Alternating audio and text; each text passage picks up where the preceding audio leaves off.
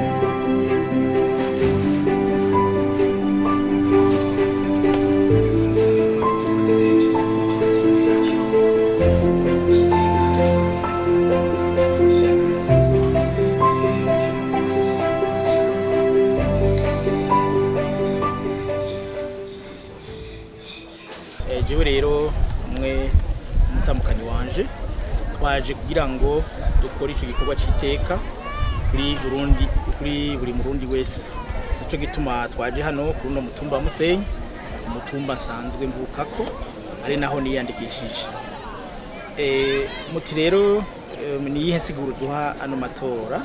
Aya matora n'amatora adasanzwe. Ubwa mbere twovuga tuti kubona umukuru w'igihugu twari dufise ni cubahiro Petero Nkurunziza yemera ubwiwe kurondera umusubirizi, kandi abarundi bari bakimukunda, abarundi bari bakimuyoboka, abarundi bari bacifuza ko bandanya barongoye. Murumva ko ari ikintu kidasanzwe, ni intango rero idasanzwe turonse hano mu gihugu cyacu cy'u Burundi, caho abantu bagenda babisikanya uburongozi na cyane cyane uburongozi bwo kurongora igihugu. Uko murabizi intwaro twagiye turaronka zabaye intwaro z'amakudeta.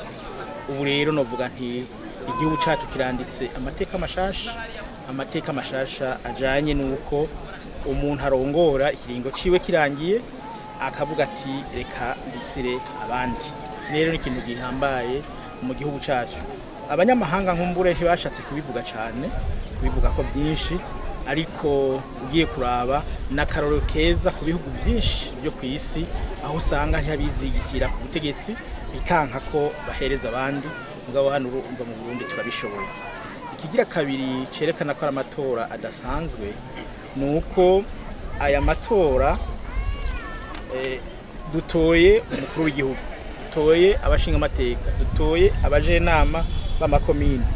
Mugabo ntibazorangiriza ikiringo rimwe.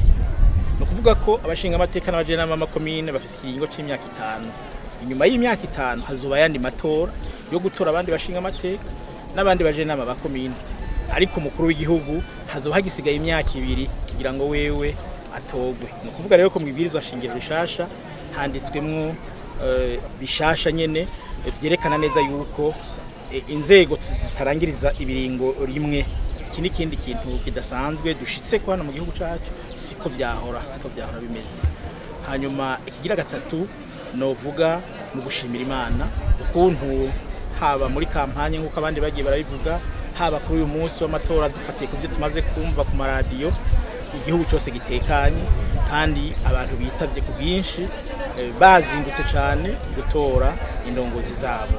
Ibi rero ni ibindi bintu byerekana neza yuko mu Burundi tumaze kuba koko abantu bamaze kumenyera ingendo ya demokrasi yo kwitorera indongozi. Byumvikana ko rero ari ikintu cyiza cyane. Akamonotera gusa nuko abahiganywe boheza bagakurikirana neza uko amatora ari karagenda, ntihagire uza kuzana induru mu Barundi. Uzoba yarushijwe yumve ko yarushijwe, uzoba yatsinze nawe yumve ko atsindiye bose kandi ategeza kurongora bose atanyagukira na nyagukira.